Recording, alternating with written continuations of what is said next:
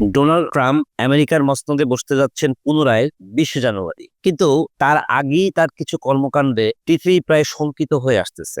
জানি না এই পাগলাটে খ্যাপাটে টাইপের ট্রাম্প আসলে কি আর একটা যুদ্ধের দিকে পৃথিবীকে নিয়ে যাবে কিনা। আমি 3টা পয়েন্টসে কথা বলবো। প্রথম পয়েন্ট হচ্ছে, কানাডাকে তিনি তার নিজের মতো করে যুক্তরাষ্ট্রের 51তম স্টেট হিসেবে দেখিয়ে একটা ম্যাপ প্রকাশ করেছেন। এবং জাস্টিন ট্রুডো যখন ট্রাম্প নির্বাচিত হওয়ার পর তার কাছে দেখা করতে এসেছিলেন, তখন তিনি চেয়েছিলেন তার করারোপ যেটা করতে চাচ্ছে ট্রাম্প সেইটাকে কমাতে, কিন্তু উল্টো তিনি প্রস্তাব দেন যে কানাডার অনেক লোকই নাকি চাচ্ছে আমেরিকার সাথে একত্রিত হতে। এখানে একটা ইন্টারেস্টিং তথ্য আপনাদেরকে দিয়ে রাখি। কানাডা হচ্ছে আমেরিকার চাইতে 75,000 বর্গ মাইল বড় দেশ।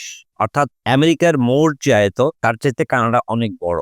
সে একদম একটা আস্ত দেশকে আমেরিকা চাচ্ছে প্রদেশ বানাতে। যথারীতি তার ঝড় কানাডাতে উঠেছিল এবং জাস্টিন ট্রুডোর যে অবনতি ছিল সেখান থেকে করতে করতে জাস্টিন ট্রুডো শেষ পর্যন্ত ক্ষমতাকে ছাড়তেই বাধ্য হলেন। এখন সামনের দিনে দেখা যাবে যে আসলে কি হয়। যদিও ট্রাম্প আনুষ্ঠানিকভাবে এখনো ক্ষমতা গ্রহণ করেনি, তো সেই লোক এই কথা বলেছে, তার যেমন একেবারে গুরুত্ব খুব একটা নেই এটাও বলা যাবে না, আবার খুব গুরুত্ব দিয়ে দেখতে হবে তাও না। পয়েন্ট নাম্বার 2, গ্রিনল্যান্ডের দিকে চোখ পড়েছে ট্রাম্পের। ট্রাম্প চাচ্ছে সেই দ্বীপটিকে কিনতে। পৃথিবীর সবচাইতে বড় দ্বীপ হচ্ছে গ্রিনল্যান্ড। এটা ডেনমার্কের আওতাধীন একটি দেশ।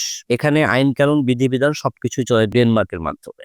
সেই আস্ত দ্বীপটাকে তিনি কিনতে চাচ্ছেন। কেন কিনতে চাচ্ছেন? তার চোখ পড়েছে সেখানকার প্রচুর পরিমাণে খনিজ পদার্থ ওই দিকে। ওখানে ডেনমার্কের লোকজনও চাচ্ছে গ্রিনল্যান্ড তাদের নিজেদের মতো করে সিদ্ধান্ত নেয়। আবার গ্রিনল্যান্ডের কিছু লোক চাচ্ছে তারা ডেনমার্ক থেকে পুরোপুরি স্বাধীন হয়ে যেতে। কিন্তু স্বাধীন হওয়ার এইখানে আবার পাল দিতেছে ট্রাম্পের এই মন্তব্য। এখন তারা কি ডেনমার্ককে বাদ দিয়ে আমেরিকার কমিউনিটিতে নিজেদেরকে নিয়ে যাবে, নাকি তারা সত্যি একটা স্বাধীন রাষ্ট্র যাচ্ছে, সেটা হয়তো আগামী দিনের ভবিষ্যৎই বলবে। ডেনমার্কে মাত্র 50,000-এর মতো লোকের বসবাস, কিন্তু এখানে প্রচুর পরিমাণে খনিজ সম্পদ রয়েছে। এই খনিজ সম্পদের লোভে অনেকেই এটার দিকে চোখ দেবে।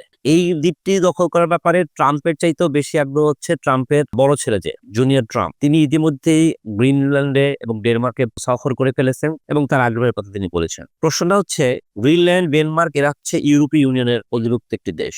এখন এই অধিভুক্ত একটি দেশকে যদি আমেরিকা নিতে চায়, সেখানে ইউরোপীয় ইউনিয়ন কি ভূমিকা পালন করবে? তারা তো চুক্তিবদ্ধ, এক দেশ আক্রান্ত হলে বাকিরা এসে সেখানে তাহলে প্রতিরক্ষা সহযোগিতা দিবে। অতএব ডোনাল্ড ট্রাম্প যে বলেছেন তিনি প্রয়োজনে এখানে সামরিক অভিযান করতে পারেন, এর পাল্টা বিবৃতি ইউরোপ কি করে, স্পেশালি ডেনমার্ক কি করে জানি না। যদিও ডেনমার্ক হচ্ছে আমেরিকার খুবই কাছের একটি মিত্র দেশ। পয়েন্ট নাম্বার 3, ডোনাল্ড ট্রাম্প বলতেছে পানামা খাল তিনি আবার দখল করবেন। এখন পানামা খাল এই ব্যাপারটি যদি আপনাকে বুঝতে হয় তাহলে আপনি একটা ইতিহাসের দিকে যেতে হবে। সম্ভবত 1903 সালে পানামা আমেরিকারই সাহায্যে স্বাধীনতা লাভ করে। এরপর আটলান্টিক সাগর এবং প্রশান্ত মহাসাগরের যে বিস্তীর্ণ এলাকা ঘুরে জাহাজগুলো চলাচল করতো সেটাকে সহজ করার জন্য 82 কিলোমিটারের একটি কৃত্রিম খাল খনন করা হয়। উদ্দেশ্য কি ছিল? আটলান্টিক সাগর এবং প্রশান্ত মহাসাগরে চলাচল করে জাহাজগুলোকে স্বল্প সময়ের মধ্যে একটা নৌপথ ব্যবহার করে যাতে এই জায়গাটা অতিক্রম করতে পারে। বিনিময়ে তারা একটা টোল দিবে।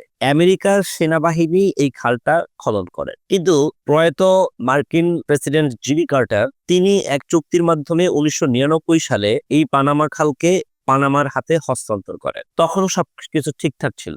সম্প্রতি পানামা কর্তৃপক্ষ এই পানামা খাল দিয়ে চলাচলকারী যতগুলো জাহাজ আছে সেই প্রত্যেকটা জাহাজের যে টোল দিতে হয় সেটা $1,000 থেকে বাড়িয়ে $1,230 করে। ট্রাম্প সেখানেই বেজায় চেটে গেছেন যে আমার লোকজন যে খাল নির্মাণ করলো সেই খাল দিয়ে কেন আমার জাহাজগুলোকে টোল দিতে হবে? অতএব এই খাল আমার চাই। এখানে উল্লেখ করার মতো বিষয় হচ্ছে পানামা খাল দিয়ে জাহাজ চলাচল করে তার 70% হচ্ছে আমেরিকার। কিন্তু পানামা একটি স্বাধীন রাষ্ট্র, পানামা খাল তাদের নিজস্ব সম্পত্তি। বা ট্রাম্প সরকার চাচ্ছে সেই পুরনো যে আমরাটা খনন করে দিয়েছি সে এই অজুহাত দেখিয়ে এই খালটির উপরে নিয়ন্ত্রণ আরোপ করতে, এবং সে হুমকি দিয়েছে যে প্রয়োজনে তিনি সামরিক হস্তক্ষেপ করবেন। ট্রাম্প যে পদ ধরনের পাগলাটে স্বভাবের মানুষ, তিনি যে কোনো সিদ্ধান্ত নিতেই পারেন, এবং তার কথাকে আপনি যে একদম হেলায় ফেলায় ফেলে দিবেন সেটাও কিন্তু না। একটা কথা আছে না যে সকাল দেখেই আমরা বিকালের ব্যাপারটা বুঝে যাই, সেটা আরো কত দেশের জন্য ক্ষতির কারণ হয় সেটা একমাত্র সময় বলে যাবে, আর ইতিহাস তার সাক্ষী হবে। ধন্যবাদ সবাইকে।